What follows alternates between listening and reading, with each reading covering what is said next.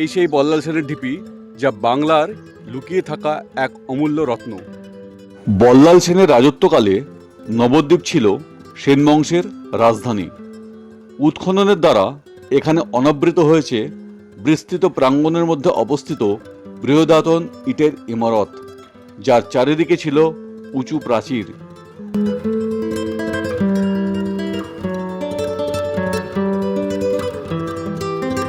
দেওয়ালের প্রতিটা ইট আজও অক্ষুণ্ণ রয়েছে। উৎখননে প্রাপ্ত প্রত্নবস্তুর মধ্যে উল্লেখযোগ্য হল পঙ্খের মূর্তি, পোড়ামাটির মানুষ ও জীবজন্তুর মূর্তি, তামা ও লোহার তৈরি নানান তৈজসপত্র, পেরেক ও নানান প্রত্ন সামগ্রী।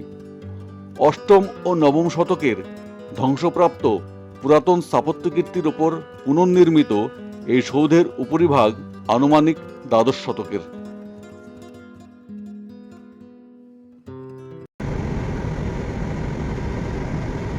আজ আপনাদের সামনে চলে এসেছি আরও একটি ট্রাভেল ভিডিও নিয়ে। আজ আমাদের গন্তব্য নদিয়ার মায়াপুরের কাছে অবস্থিত বামনপুকুরে বল্লাল সেনের ঢিপি।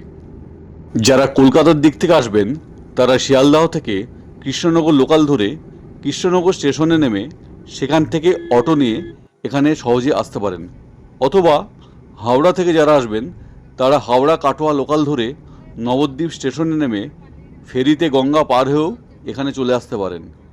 আমি অবশ্য সড়ক পথে এখানে এসেছি। কলকাতা থেকে সড়ক পথের দূরত্ব প্রায় 130 কিলোমিটার। NH-12 ধরে কৃষ্ণনগর ধুবুলিয়া হয়ে আসার সময় লাগবে প্রায় 3 ঘন্টা।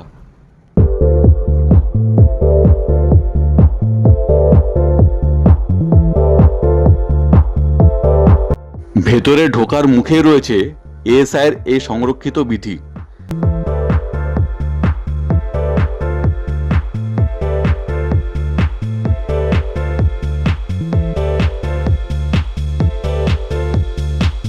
ভেতরে ঢুকেই চারিদিকে বেষ্টিত প্রাচীরের মতো সুপ্রাচীন স্থাপত্যের অংশ দেখা যায়। ASI-এর একটি ফলকে সংক্ষিপ্ত একটি বিবরণ দেওয়া আছে।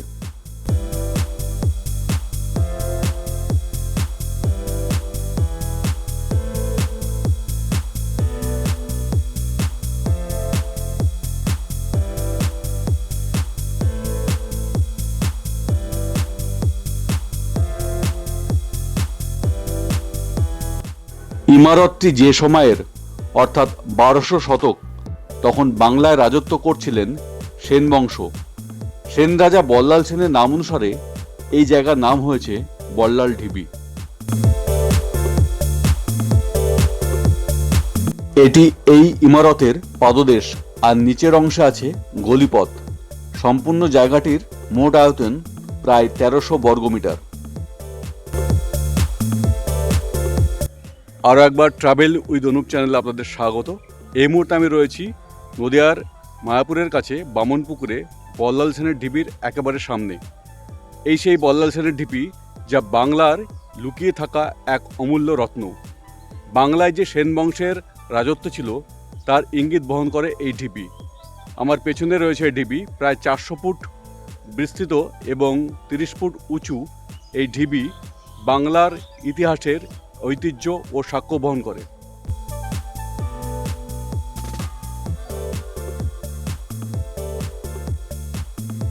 বল্লাল সেন, যিনি ছিলেন সেন বংশের প্রতিষ্ঠাতা বিজয় সেনের পুত্র এবং সেন বংশের দ্বিতীয় শাসক, 1160 সাল থেকে 1179 সাল পর্যন্ত তিনি এই সেন বংশের রাজত্ব করেন।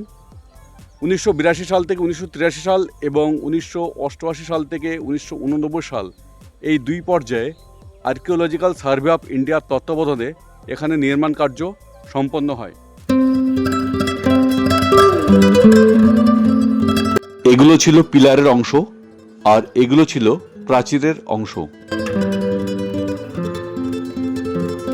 ইটের গাঁথনিগুলি আজও অক্ষুণ্ণ রয়েছে। সেই সেন আমলের তৈরি এই স্থাপত্য আজও অক্ষুণ্ণ রয়েছে।